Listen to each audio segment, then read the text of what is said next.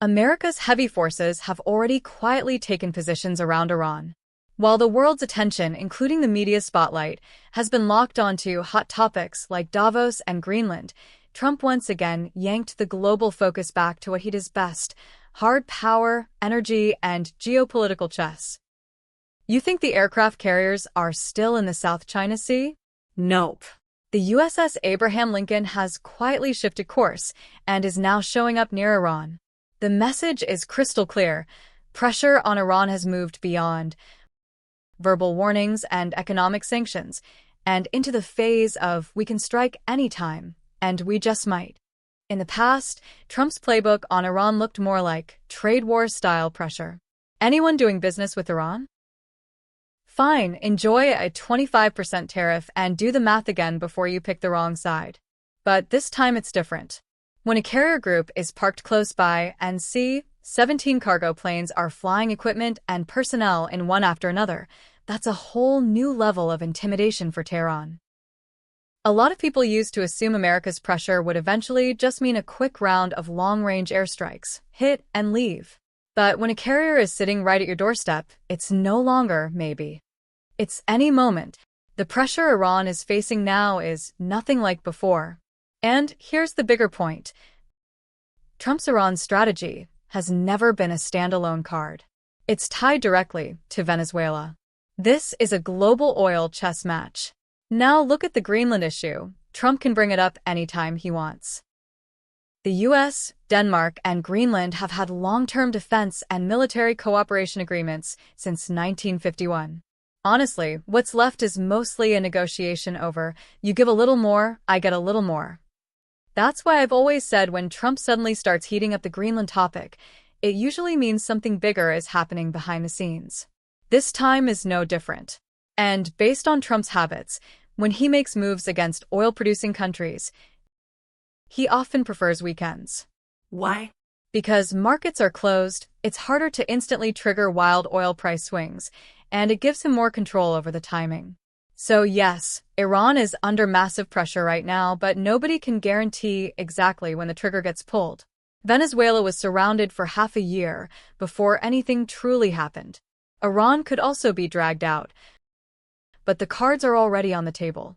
What makes it even scarier is that Iran is the kind of player in the Middle East where one spark can set off the whole region. That's why every country's official statements sound the same. We hope for a peaceful solution. We're monitoring the situation closely. Everyone is cautious because everyone knows one misfire could escalate the Middle East overnight. Some people say Iran's interests are deeply tied to China, and that's true. China has strong trade ties across the Middle East. But don't forget, China can't put all its chips on Iran because China's bigger partners in the region are the Gulf states, Saudi Arabia, the UAE, Qatar, the real money players. In other words, Iran matters to China, but the Gulf states matter even more. So China has to balance. And from the Gulf states' perspective, of course they want Iran's threat weakened. Look at the Houthis in Yemen targeting Saudi Arabia. Saudi has taken serious losses over the years. If Iran's influence drops, Gulf development projects move faster, and Saudi's financial power and regional influence could surge. That would create ripple effects across global investment and trade. So you can't just ask, will they fight or not? You have to ask, what does Trump actually want? And that brings us to the key point. Trump's board has been planned for a long time. Why pressure Venezuela first? Because Venezuela is actually one of Iran's major economic lifelines. Venezuela's heavy crude needs Iranian condensate to blend it. Otherwise, they can't even produce it properly. Venezuela depends heavily on Iran. One light oil country and one heavy oil country are far apart geographically, but in Trump's oil strategy, they're part of the same puzzle. But Trump's goal isn't simply to overthrow Venezuela's government, and it's not necessarily to topple Iran's regime either. What he really wants is for Iran to compromise. Compromise on what? The nuclear issue, support for Russia, and Iran's boundaries of behavior in the Middle East. Those are the real bargaining chips Trump wants. At the same time, Israel's military posture and readiness are also part of the pressure campaign. If you don't give ground, you'll pay the price. So, what happens if Iran actually starts leaning toward the West? A lot of people think that would rewrite the entire map. Let me break down the logic. Turkey has always wanted to be the middleman, buying Russian oil and gas and reselling it to Europe, collecting pipeline transit fees along the way. Turkey also wants to pull natural gas directly from Iran, which would be even more profitable. But because Iran is under sanctions, that pipeline can't realistically get built. Now, if Trump can use the Iran card in negotiations, he's not just moving Iran, he's also moving Turkey, Saudi Arabia, and the entire chain of interests. Saudi wants mega infrastructure projects. Turkey wants transit money. Europe wants cheap energy. Trump can bundle all those needs together and turn them into leverage. Some people ask, where does China's interest show up in all this? Relax. Middle Eastern countries have countless ties with China. Turkey offers visa-free access to Chinese travelers, and holiday tourism bookings have exploded. Saudi Arabia has huge numbers of Chinese workers and engineering teams on the ground. Ironically, Iran has far fewer Chinese people compared to those countries. And in the Middle East, aside from Israel, it's almost impossible for any country to become truly, fully pro-West. Why? The region's history is too long and politics are too complicated. If Iran loses its balancing role, Saudi could dominate the region. Crown Prince Mohammed bin Salman already thinks like a major power. And people who think like major powers don't stay obedient to any outside force forever. They make friends and trade interests. Whoever offers the best deal gets the VIP seat at the table. Some people worry about ideology and religion, but there's no need to panic.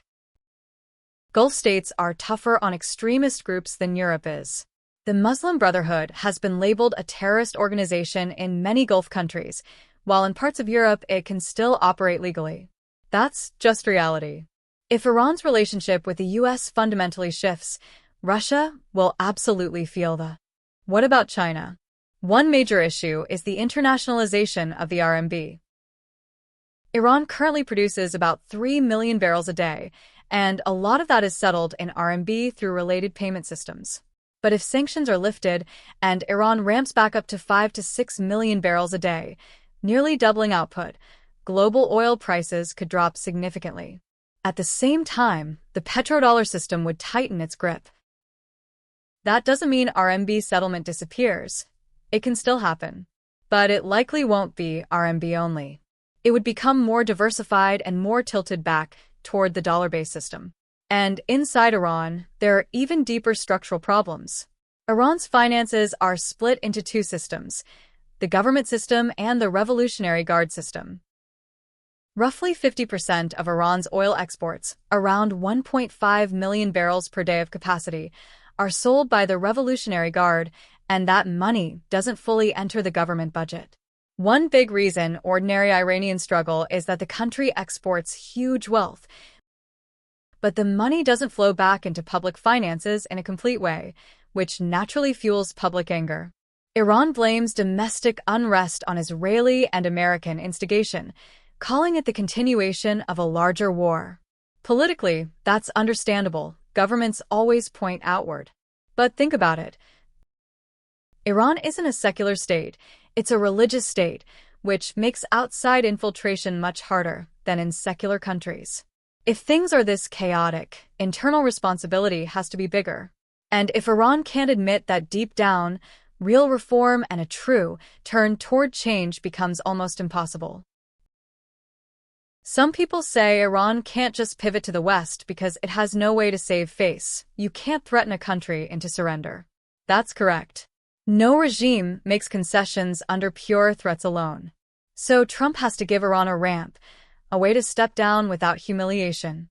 And that ramp is an interest chain, Turkey pipelines plus Europe's energy demand. Iran has the world's second-largest natural gas reserves, and the quality is strong. Europe is desperate for it. Trump can fight with allies all day, but they're still on the same team. If Trump controls a cheap natural gas route through Turkey into Europe, and that route sits inside U.S. influence across the Middle East, it can replace Russian gas. Just imagine what that means. That's a business, worth more than $50 billion a year. For Iran, even if the current regime controls this card, it could become the key tool to stabilize the country. Even if they hand over one-third or even half of the profits to the Revolutionary Guard, it could still ease domestic pressure. For Turkey, once it gets stable Iranian gas supply, it can stand up to Russia more aggressively. For Trump, this becomes a super weapon to pressure Putin. Don't be fooled if Trump smiles at Russia in public.